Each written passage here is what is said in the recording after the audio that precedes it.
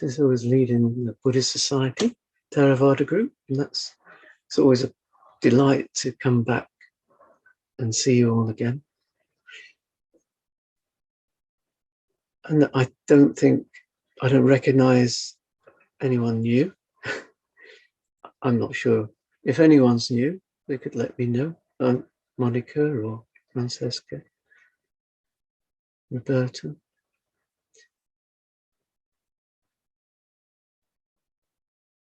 So what I'll do is share the chanting book and we'll make a start. To the Blessed One, the Lord who fully attained perfect enlightenment, to the teaching which he expounded so well, and to the Blessed One's disciples who have practiced well, to these, the Buddha, the Dhamma, and the Sangha, we render with offerings our rightful homage. It is well for us that the Blessed One, having attained liberation, still had compassion for later generations. May these simple offerings be accepted for our long-lasting benefit and for the happiness it gives us. The Lord, the perfectly enlightened and blessed One, I render homage to the Buddha, the Blessed One. The teaching so completely explained by him, I bow to the Dhamma. The Blessed One's disciples who have practiced well, I bow to the Sangha.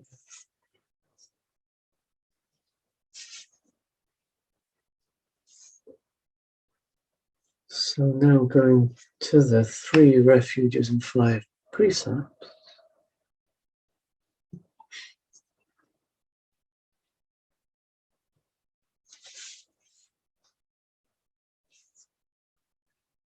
Namo tassa bhagavato arahato samma sambuddhassa. Namo tassa bhagavato arahato samma sambuddhassa. Namo tassa bhagavato arahato samma sambuddhassa.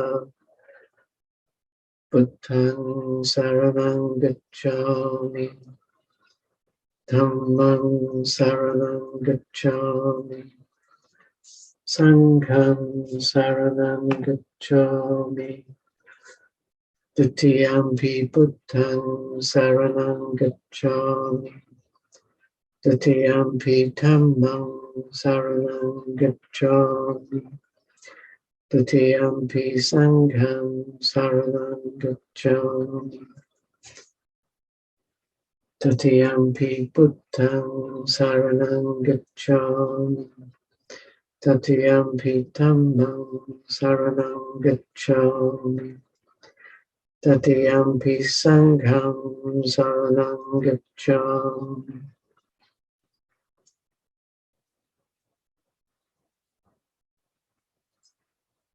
Panatipata Veramani Sikkhavadang Samadhiyami. I undertake the precept to refrain from taking the life of any living creature. Adinadana Veramani Sikkhavadang Samadhiyami. I undertake the precept to refrain from taking that which is not given. Kamesu michachara veramani sikkhabadang samadhiyami. I undertake the precept to refrain from sexual misconduct.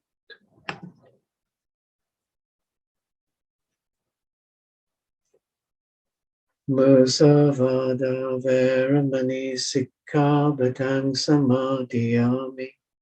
I undertake the precept to refrain from lying. Surameraya majjhapamadutana veramani sikkhabedang samadhiyami.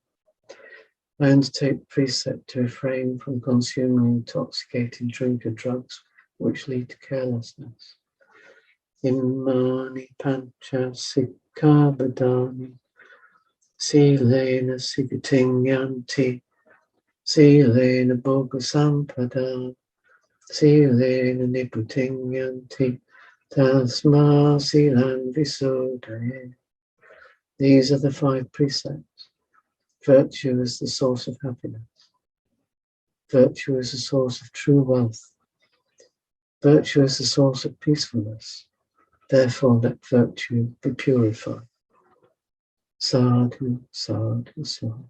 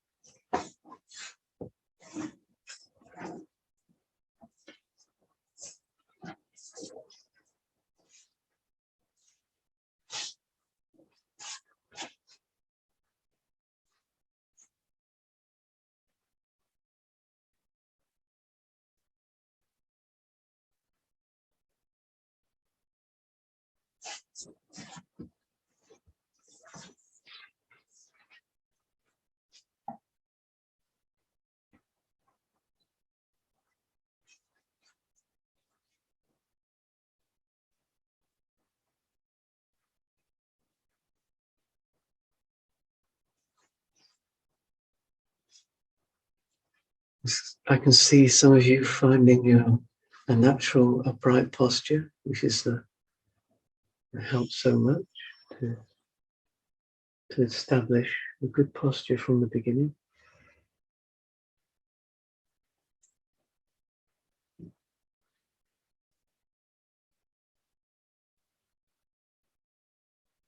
So I find it helpful to lean forward and back just to get that sense of this straightening the spine, bringing back the shoulders, discovering that upright, relaxed posture. It's not about forcing ourselves into something upright and rigid, but discovering, teasing it out bit by bit. How does that feel? How can we discover that point of balance?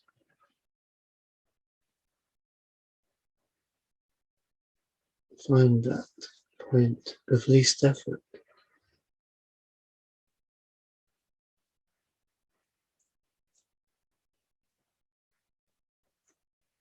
And relax into it.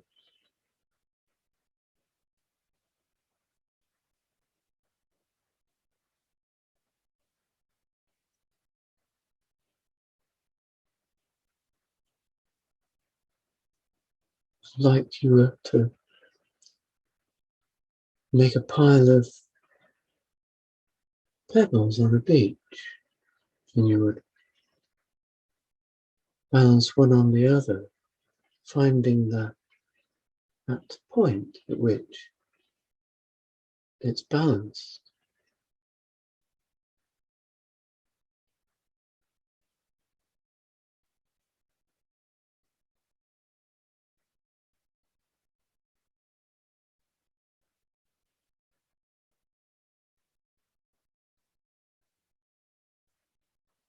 Particularly noticing the neck, because we so often hold our heads forward, bent down, looking at maybe a computer screen or a book or something that we're doing. And so when we sit, we have to consciously bring the neck back, to tuck the chin in a little and hold the head upright. And it might feel a bit strange. So it's really worth paying attention to discovering how the head might balance on the shoulders.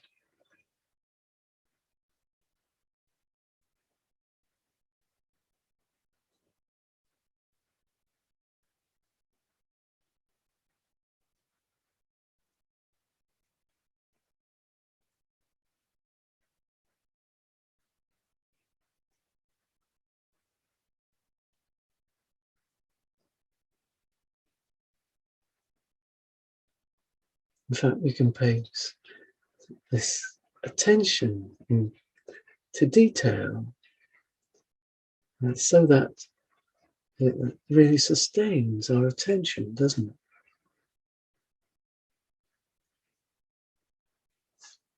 It's noticing every little movement in the body as we find that upright posture. Discovering it, because we don't really know it for sure, for certain. It's continually changing, never quite certain, that we just have to tease it out. Be willing to discover it new all the time.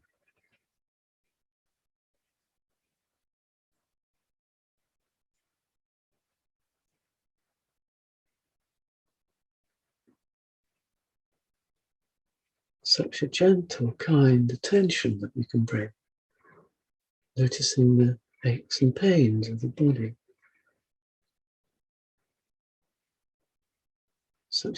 Just a gentle and loving, compassionate attention to the body.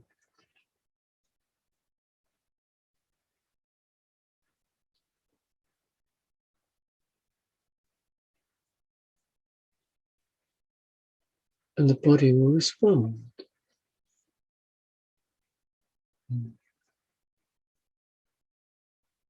Begin to calm down.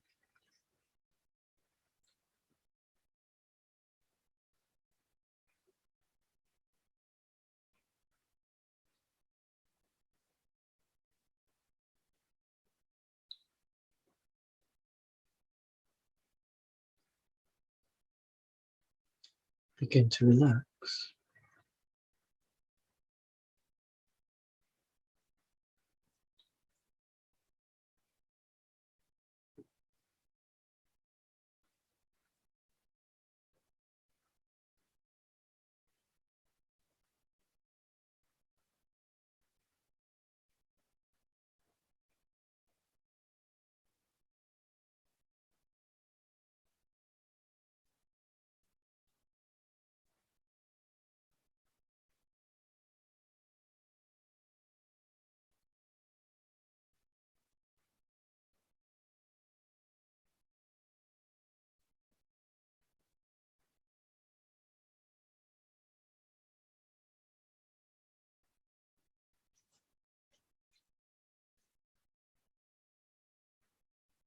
Of course, what we discover is that the body relaxes because we let go of restlessness. We notice the restlessness in the body, and we don't give in to it. We don't react. We just observe it. We don't believe in it. We just notice it. Given time, then that restlessness will go away by itself.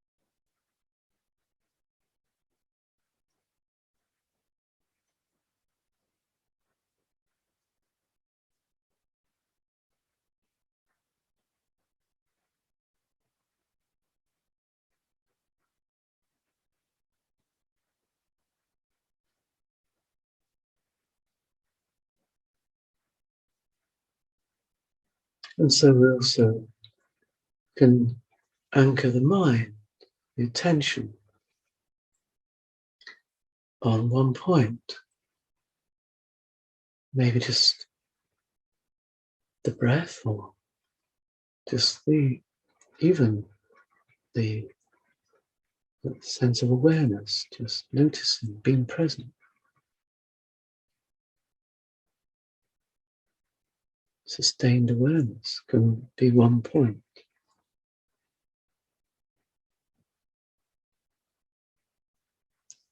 Bring the mind to that one point so that we can notice the restless mind.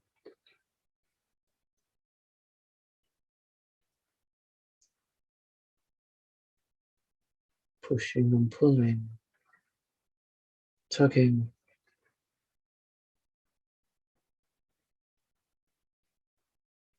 grasping mind.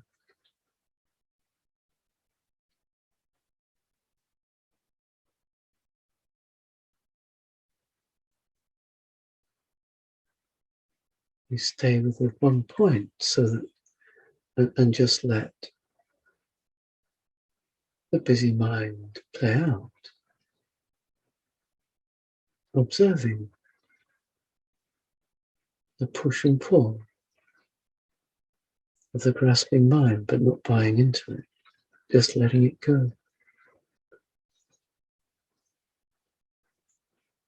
Staying with that point of calm, that central centeredness, one-pointedness.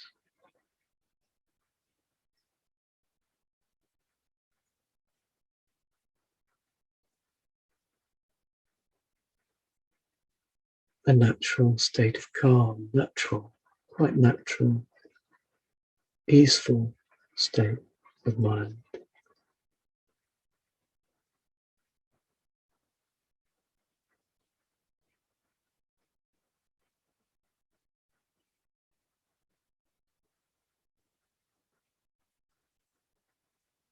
Not trying to get or get rid of anything.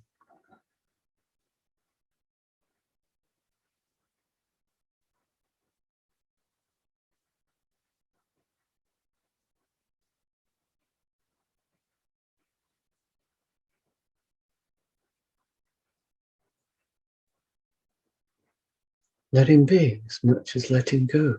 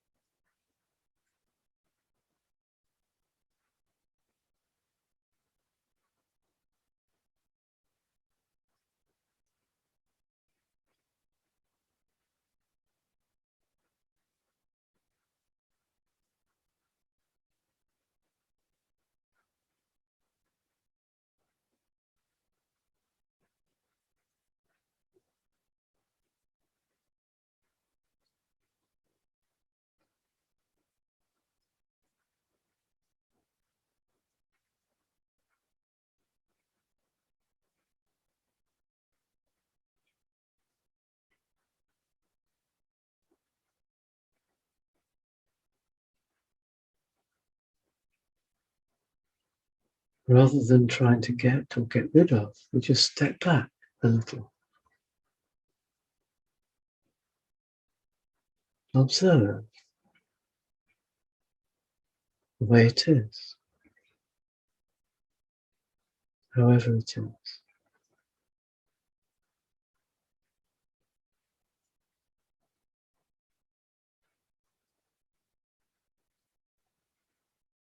Noticing our experience.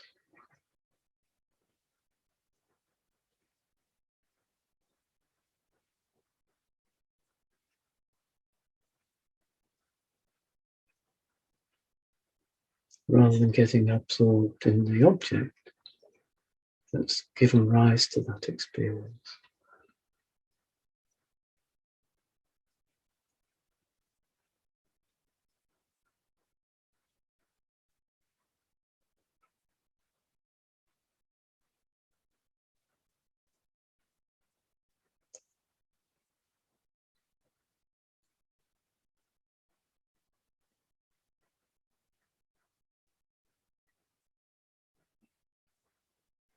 Noticing the experience, which is continually changing, moment by moment.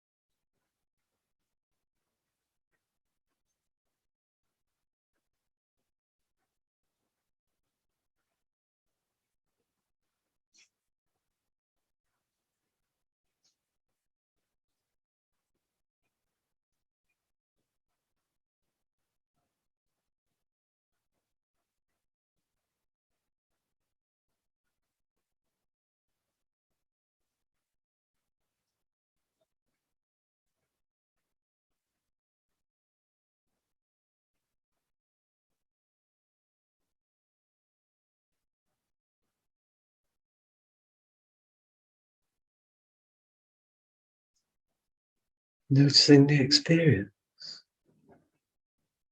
but we inevitably label. It can be useful to label. So it feels like this, it feels like, and we put a label on it. So it can be helpful,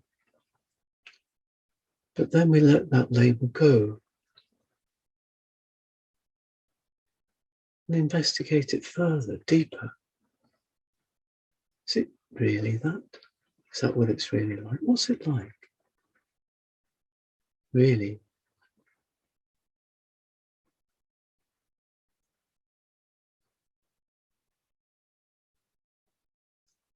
Or when we label things, we can say, are you sure?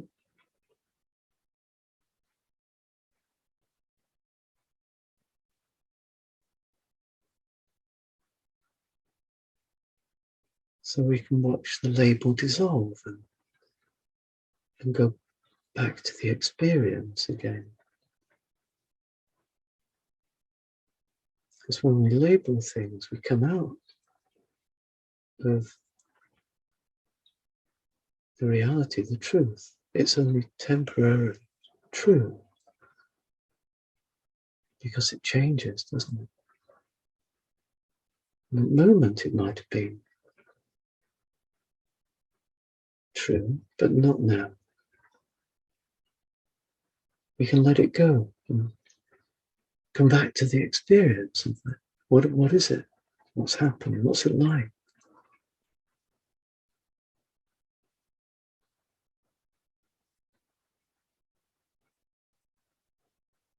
We realize the experience isn't a label.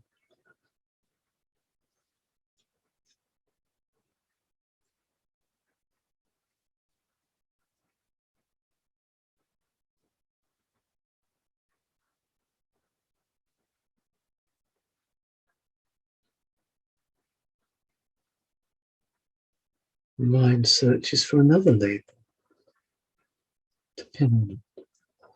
So it's like this.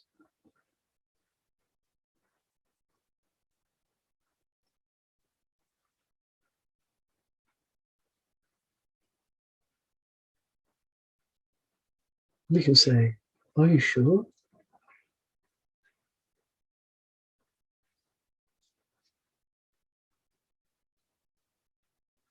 And we can let that label dissolve too.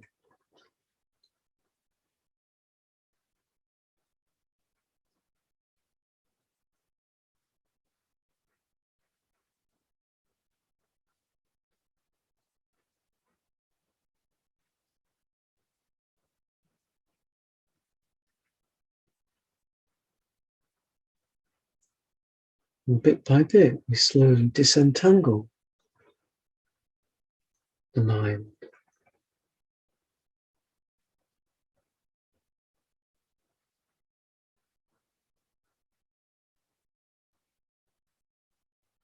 And find a truth that's beyond labels, beyond things that we can put labels on.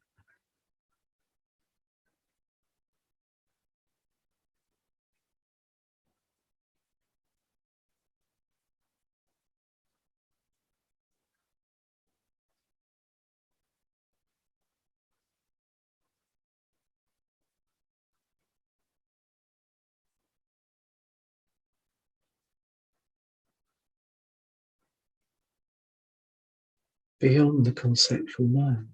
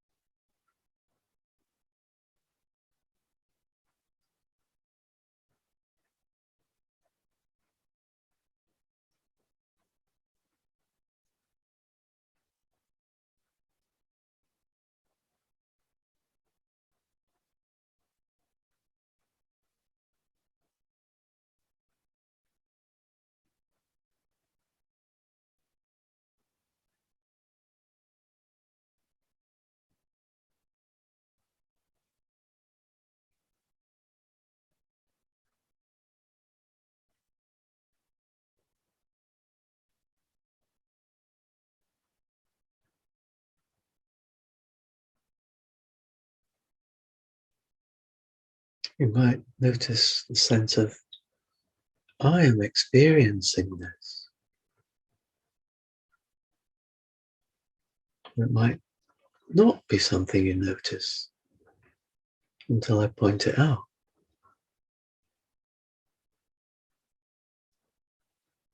We can use the same tool, asking, are you sure?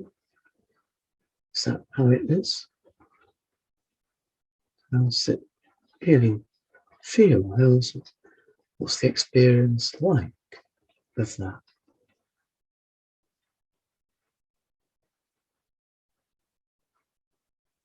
Rather than taking it for granted.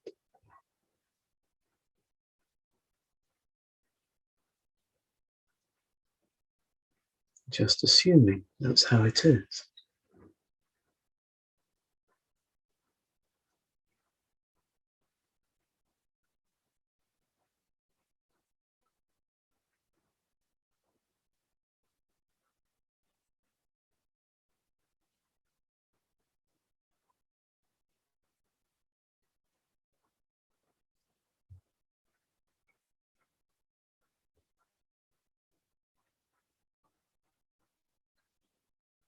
How does it feel?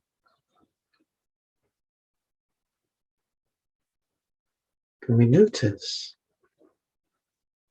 that the assumption in there that there's me here and the object out there?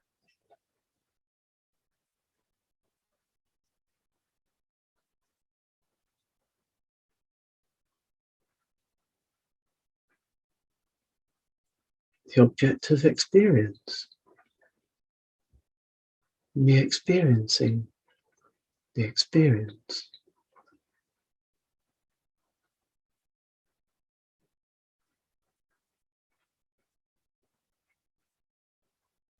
Or is it the same thing? Just one thing?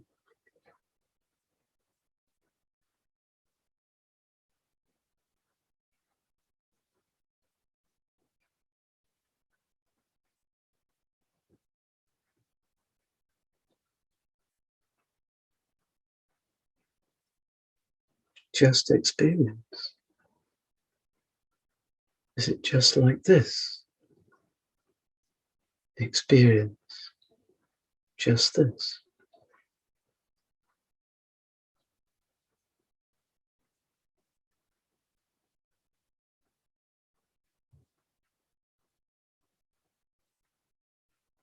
Does it depend on me experiencing it? And does it happen anyway?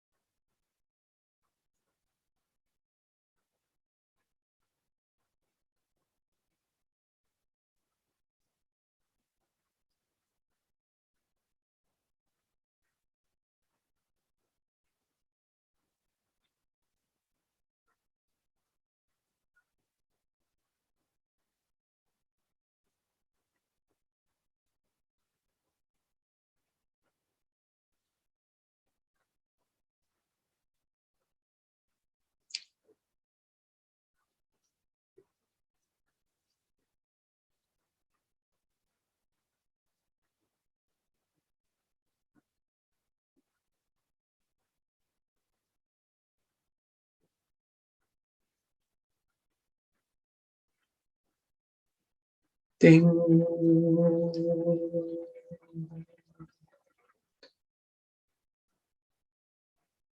Ding.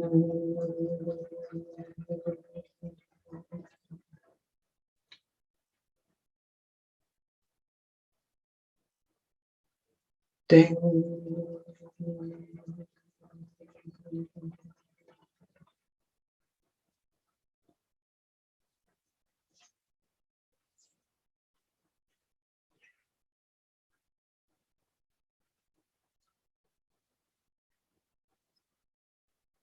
It's interesting, isn't it? Does it happen anyway? That thought, that question, that I guess is for us to discover for ourselves. Does the breath happen anyway if we're not doing it? Does it depend on us, in a sense?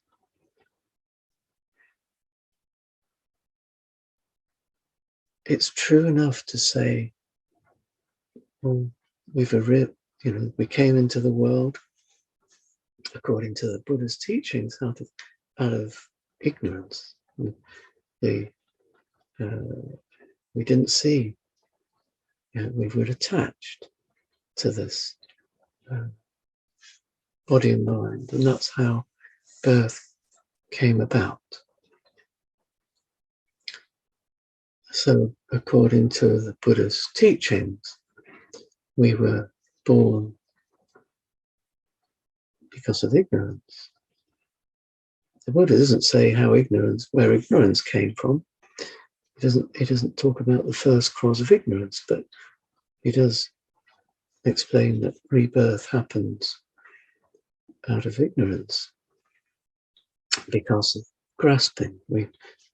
From that not seeing clearly, then we grasp birth. Because he explains the opposite. It says, when we see clearly, then we won't grasp birth, the end of birth. There'll be no rebirth. And that's the ultimate, the nibbana, the ultimate realization, where ignorance ceases, birth ceases. So it's given then that because we're born, we weren't enlightened. And therefore, we were born into ignorance. That's a given. And we shouldn't be surprised to experience it, to discover that we're not enlightened.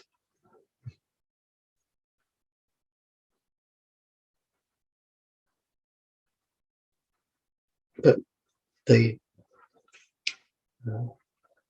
teaching of the Buddha is that we can see that, we can understand, we can, and so until I came to the Buddha's teaching anyhow, it would never have occurred to me to challenge that.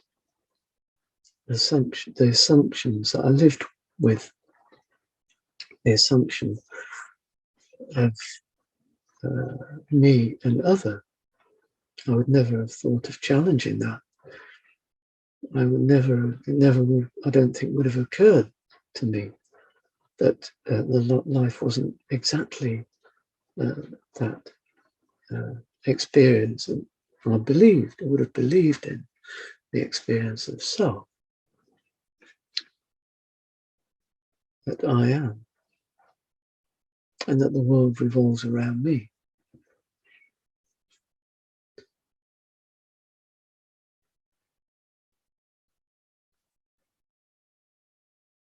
Because I hadn't come into contact with that idea, that possibility, that might not be the way things are.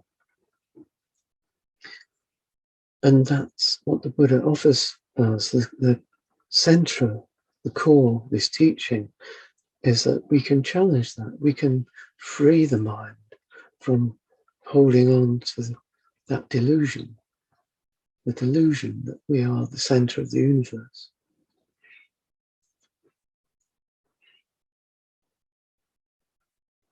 And that's what meditation, the opportunity of meditation, and that's where the meditation took us, was to that point of asking the question, are you sure that experience that we have and we take for granted as being me experiencing this experience, my experience, that when we experience a feeling, it's my feeling. That when we experience the body, it's my body. When we experience mental state, this is my mental state.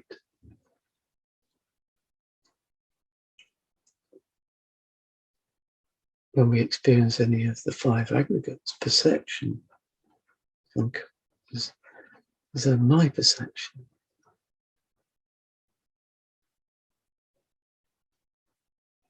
This is an assumption that we make. This is what we're born into. It's not surprising that we would assume that. And we can go through life never challenging that. We can go through life really believing that it's my anger. I am an angry person. Or that I am happy, I am sad, I am loving, I hate, I'm good, I'm bad.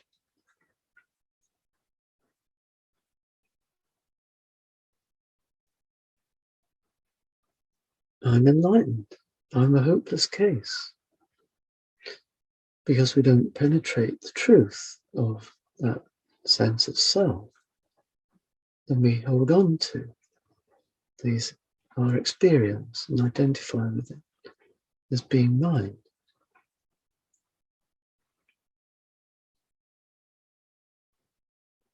And until the Buddha points it out to us, it would never challenge that, because where would we? We would never think of challenging it.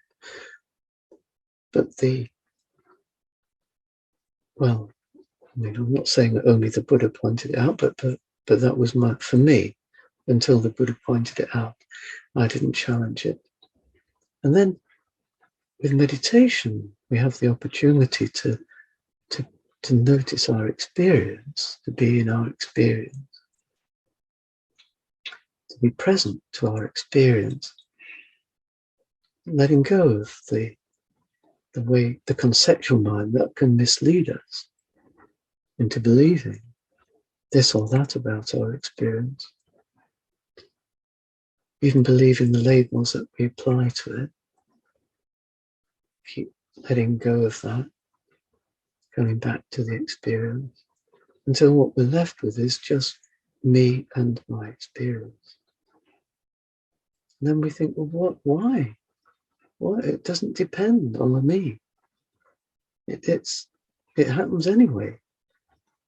If I let go of the sense of me owning my experience, there's no difference. The experience still happens. If it's a breath, the breath still happens. If it's the posture, it's still there. The mind is still there, still active, still functions. The mind-body functions. And this is where the Buddha was taking us to the Satipatthana Sutta. If you look at it over and over again, for every foundation of mindfulness, every way of developing mindfulness, the examples that he gives all take us to the same place. That's until we're just breathing. There's just feeling. There's just mental states. Just one of the dumbness, the ways of experiencing things like this is just suffering, just a hindrance, that's just restlessness, just a factor of enlightenment. That's just mindfulness, just concentration. It's just because it doesn't depend on me experiencing it for it to be there, for it to be experienced. It's just this. It's just this. It happens anyway.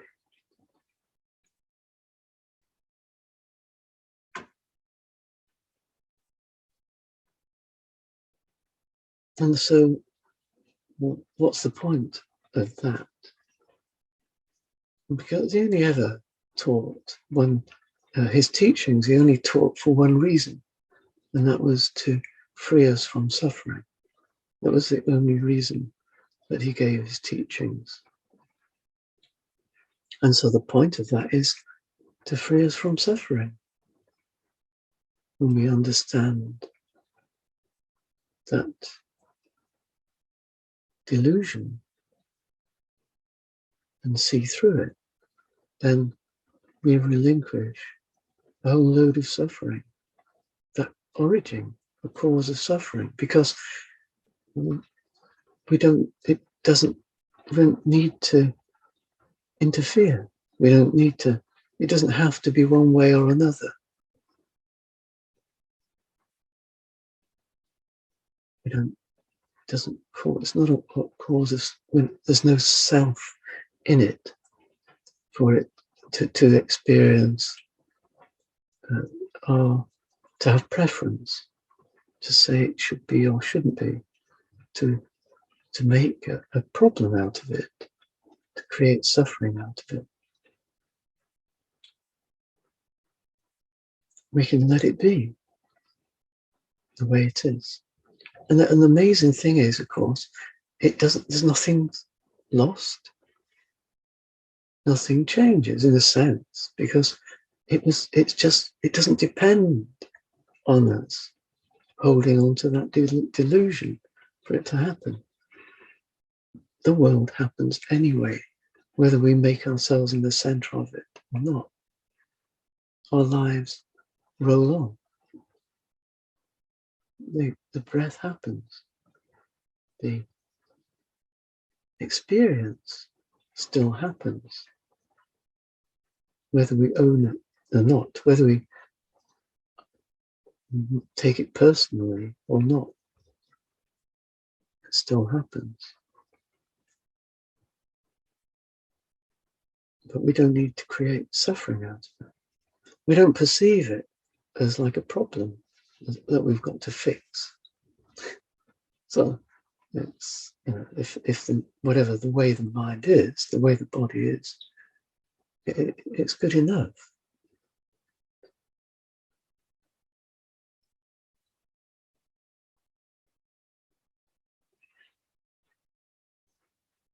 And we can have, we can have ideas that it should be good, or what's good and what's bad.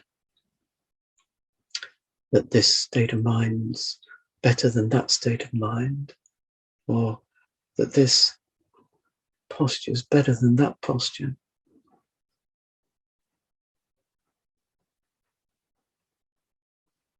In a conventional level, you can compare and measure and judge things.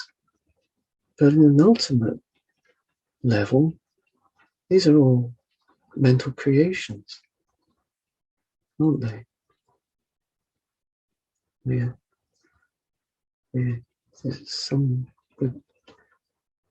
making it up. It's true at a conventional level, but in the ultimate sense, it's just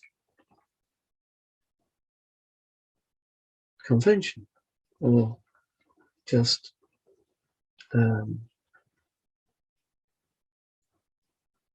a relative truth that we can understand.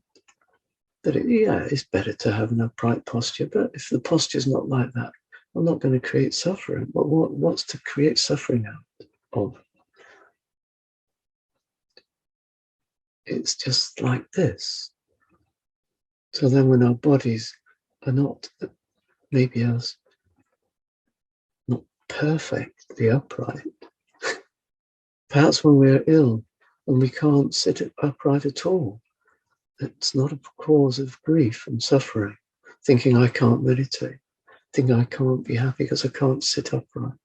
I can't sit in my favorite posture. If the mind's not just as we'd like it to be,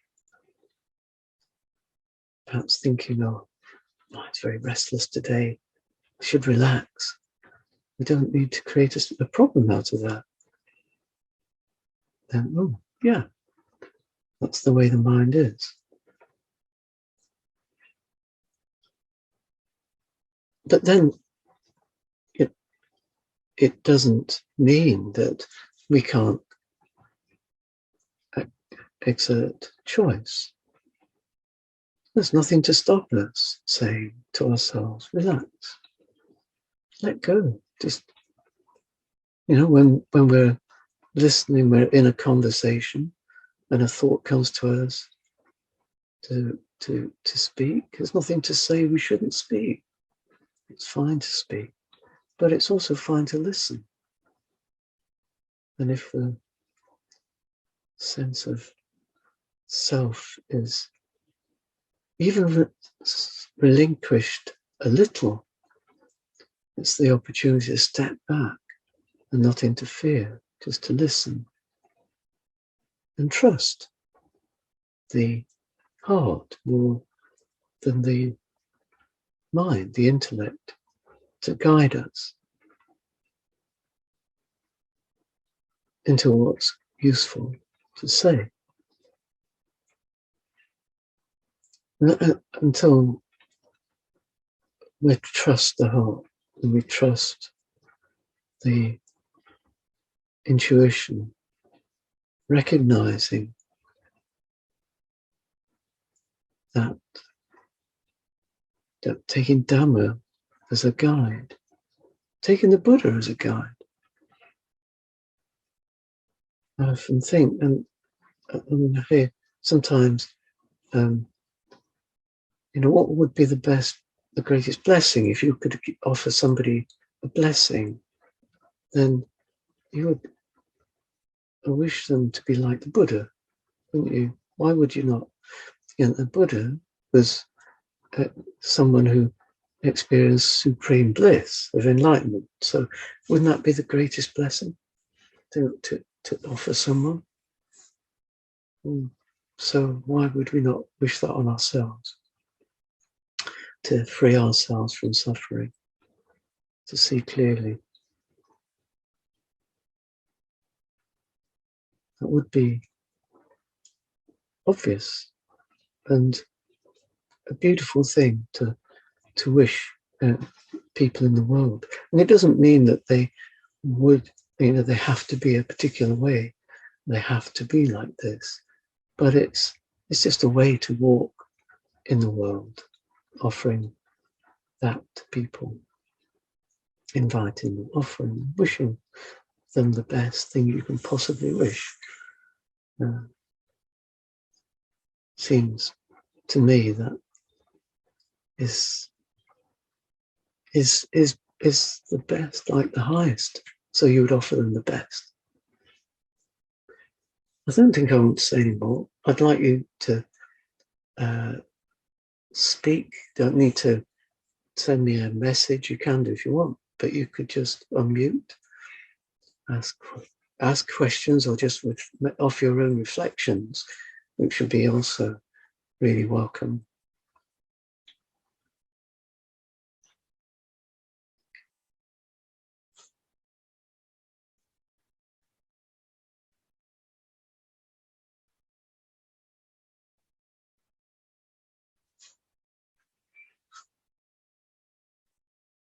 Can you unmute yourselves, or is that I'm not allowed. Okay, so Rwandu,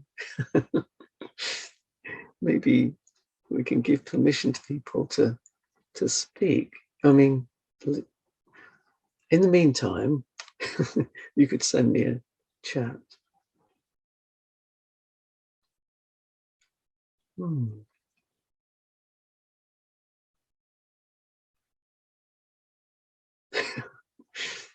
I'll send a chat to Wendy.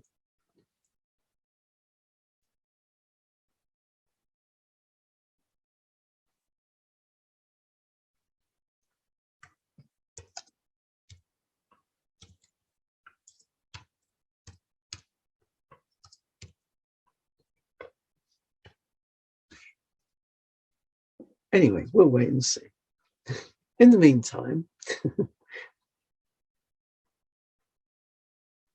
do get a little busy and write me a chat.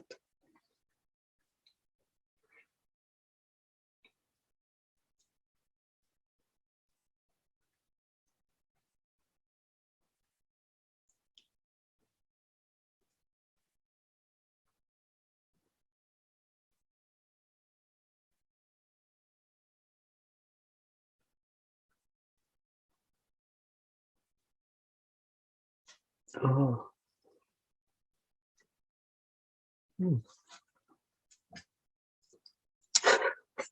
I have a rather long question. Oh, that's nice. Thanks, Mark. Yeah. Well, maybe eventually you'll be able to ask that, Mark, when do unmutes her. Oh, you can. Okay, you go first then. Yes, thank you, Martin. Thank you for those wonderful reflections that really chime with me. I came this evening determined to ask you a question about a rather obdurate sense of self that I have. But I think you've actually answered in your reflections in the meditation, and again in your talk afterwards.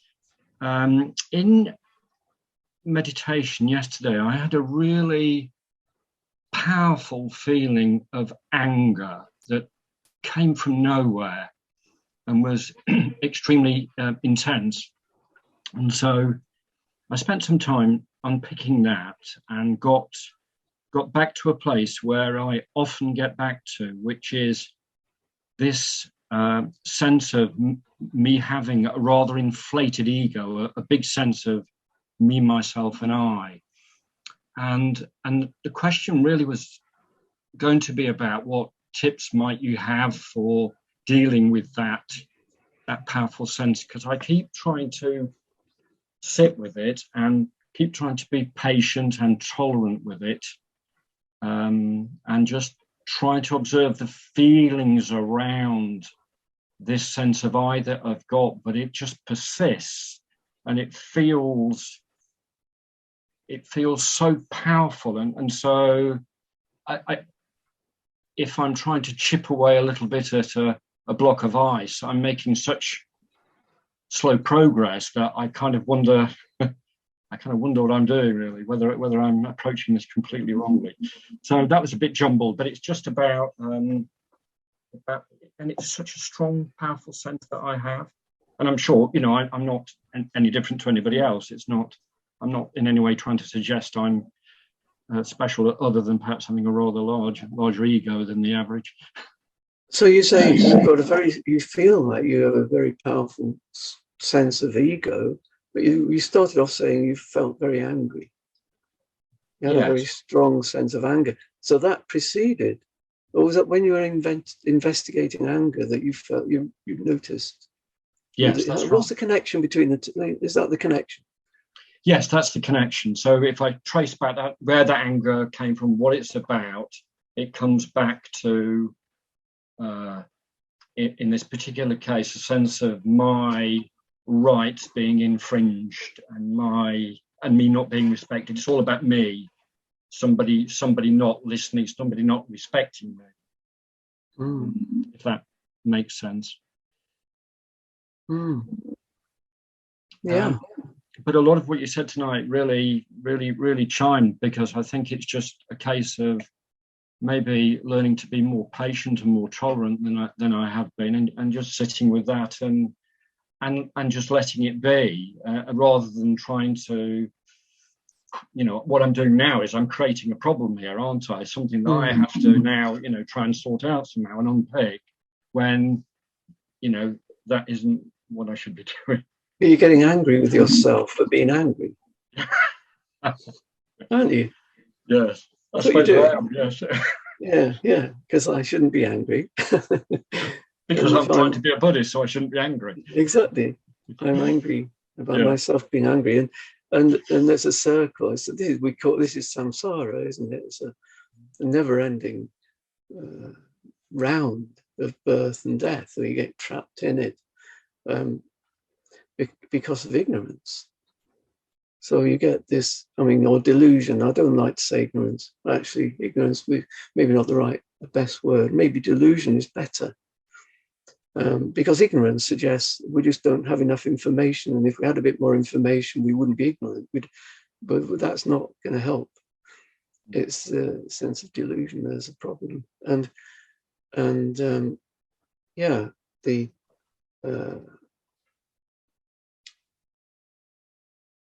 not creating to stay with the experience of anger and bear with it. It's a hard thing to do, isn't it? It's very hard to bear it because it's a very unpleasant, painful experience. But that's what's really worth investigating. What's it like? What does it really feel? This feeling, anger, this feeling of anger is so, when we really understand, I think one thing I've reflected on is that when we really understand dukkha, it's like we don't need to know anything else. When we really understand how anger feels, how it really is, how painful it really is, that's like the mind, we can't go there again.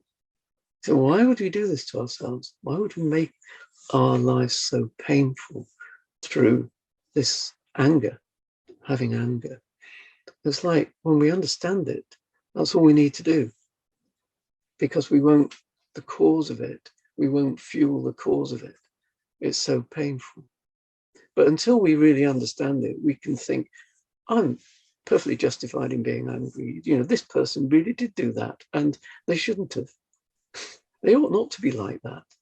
Or even about ourselves. No, I shouldn't be like this. I shouldn't be feeling angry.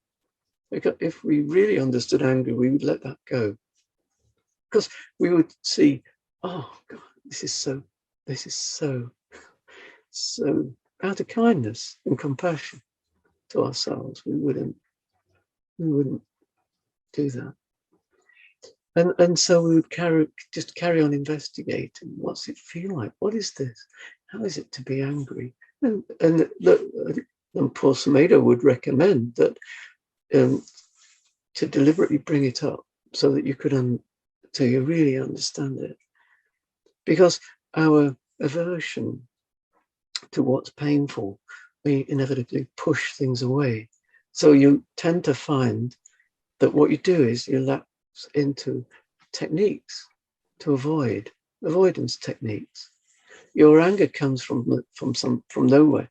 So now you feel like the problem is anger, and I've got to try and fix it to get rid of it because it shouldn't be this way. And so then from then, as soon as you buy into that, then life becomes about strategies to overcome the problem.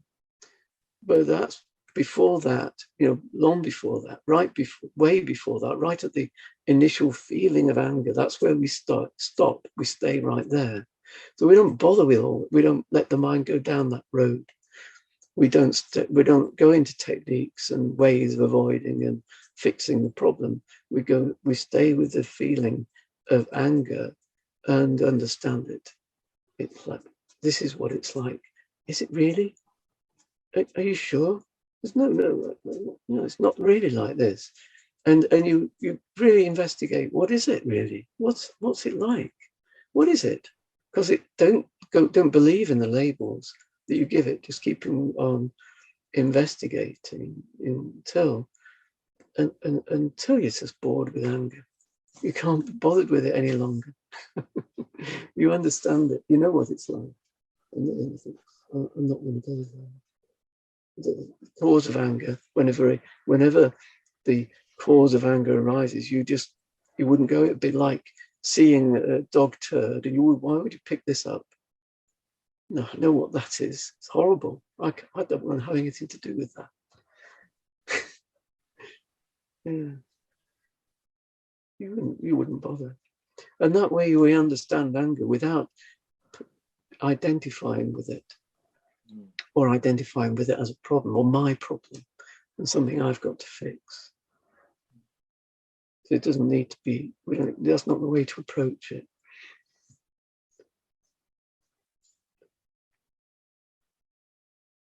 Interesting, isn't it?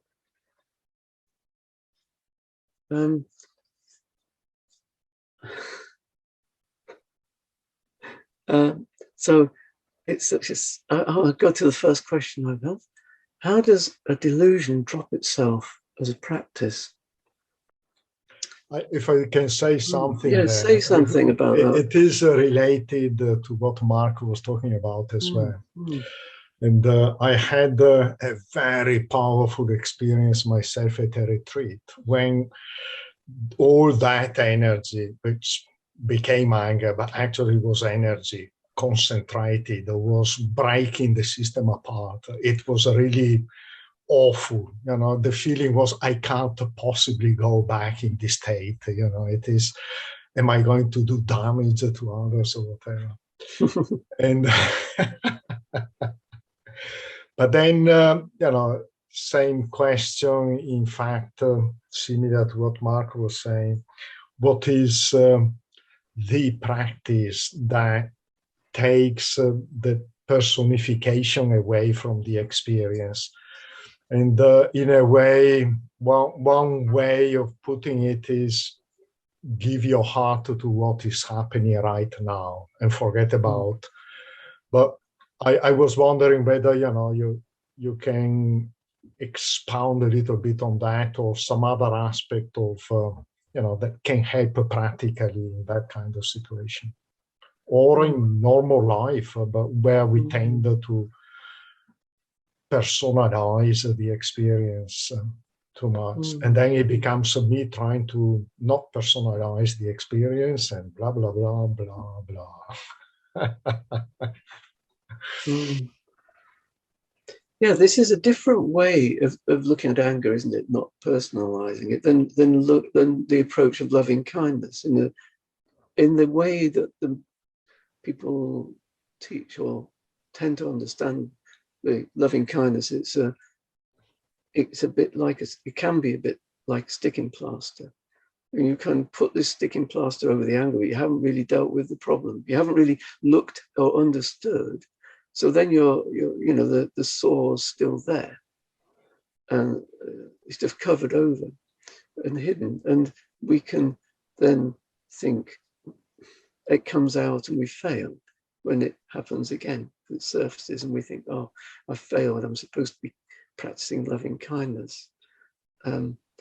Whereas this approach to acceptance is more to do with acceptance. And this is Ajahn Amarov's approach to loving kindness. He teaches radical acceptance as being loving kindness. It's a more a wisdom-based approach. So we understand anger, we accept anger. It's not a problem I've got to fix, but something to understand. And so it's not like there's no place for loving kindness, because there's an incredibly powerful central place for loving kindness, because a willingness just to listen to the angry mind, just to open to that, is a terrific love and compassionate act, to allow that mind, like the to listen to some angry person, somebody who's really angry, to really talk their anger out and be willing to receive it without interfering, without say, if you're the origin of the anger, they're angry with you, but to not interfere with that, to allow it to happen, takes a lot of compassion and because it's very unpleasant. And so to experience the anger that we have in ourselves is a pleasant and difficult thing, but it's very compassionate. Yeah. Thank you.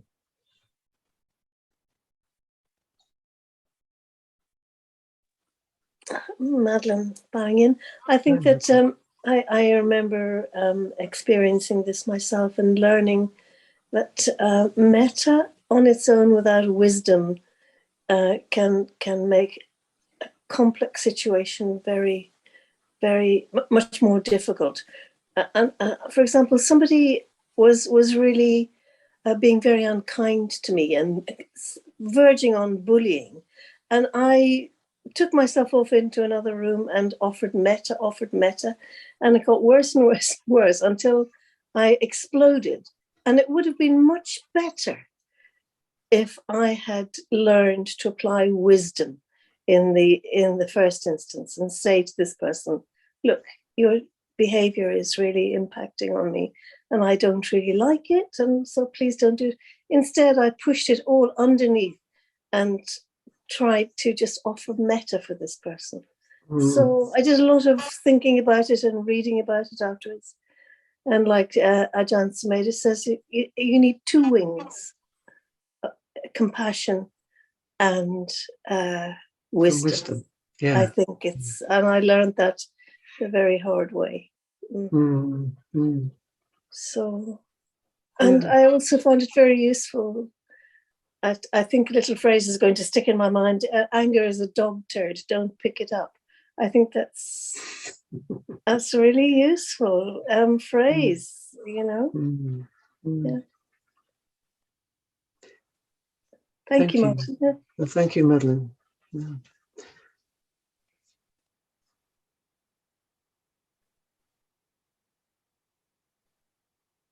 It's also something you've sent me, Madeline, you've sent me a chat, haven't you, saying it's such a salutary lesson to realize that one is not the center of life. Yeah. So. Things just happen without, you know, life goes on. You might feel, I really wanted life not to be like this, but unfortunately it is.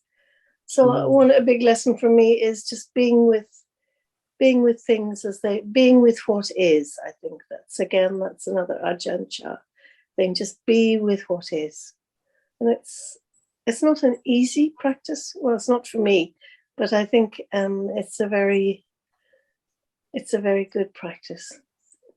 Freeing practice. Yes. Hi, Marjorie.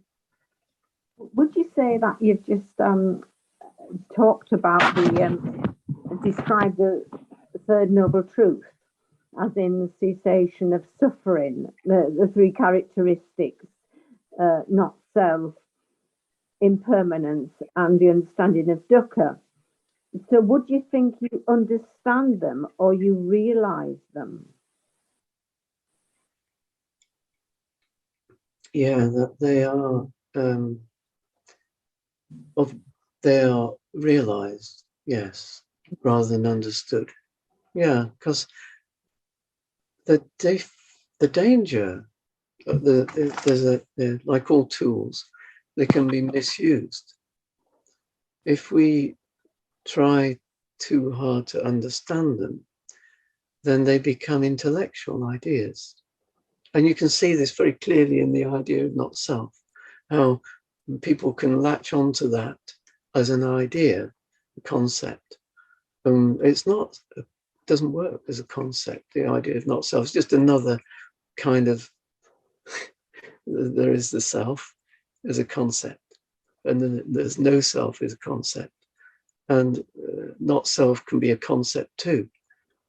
And it's not appropriate. It's not the way that the Buddha's intending those three characteristics to be used. They're not supposed to be used to have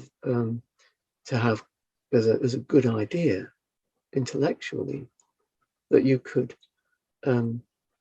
that's better than some other idea, that you could go around saying, I know this better, I know better than you do, and have an intellectual ping pong with these ideas. They are realizations. The difference being that doesn't come. It's not conceptual. The realization isn't a conceptual experience. You might, after the realization, attach concepts to the experience. But as I said, that kind of labeling, even then, doesn't quite hit the mark. We can name things, but that's not really where the truth lies in words. The truth lies in the experience of them. So if you experience any of those three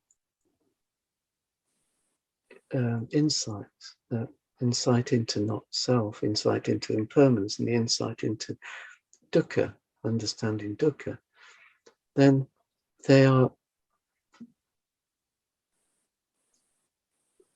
changes of perception.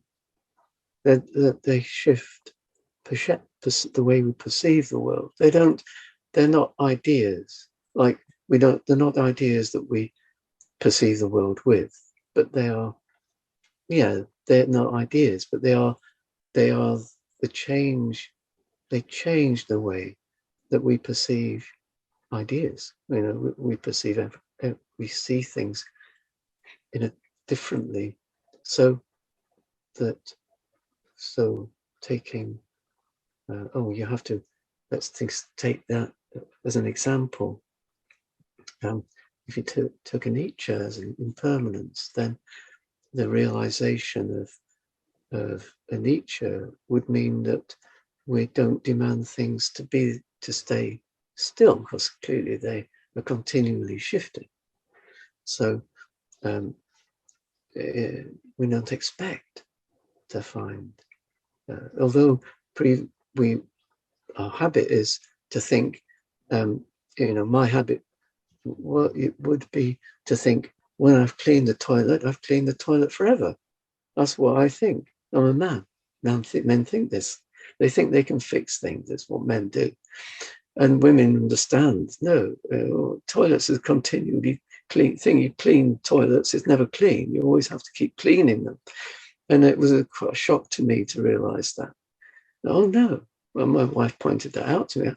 She wasn't well. I cleaned the toilets, and then after a few days, she said, you need to clean the toilet. No, I cleaned them, I said. Well, she said, when did you clean? I cleaned them a few days ago, last week. You have to keep cleaning the toilets. They get and she had to explain it to me. But that's that sort of realization, that truth. That's you apply that to life. You things are not fixed forever. Labels, like you can't pinpoint anything. It's continually changing. If you experience something, you give it a name. As soon as you've named it, it's not true anymore because it's shifted. It's not that now. It's changing, and so then we don't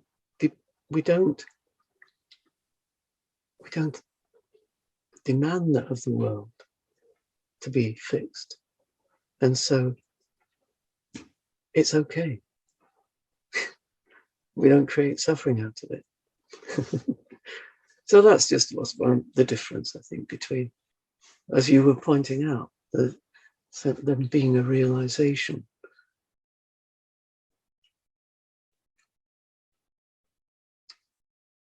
Getting to that moment in time when I need to finish with the closing homage. So I hope that's being useful, and that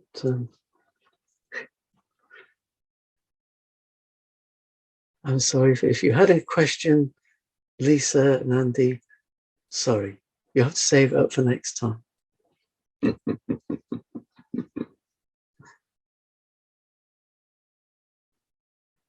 Get in first next time.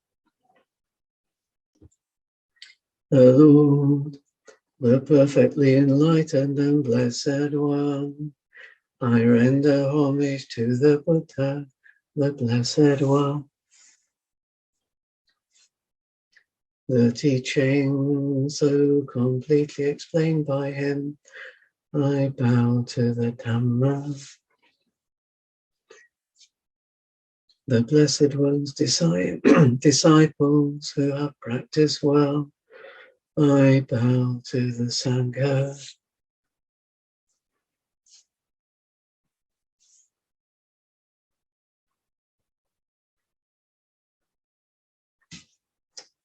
Thank you for joining me. But see you again next time. Not necessarily next time, another time. Thank you.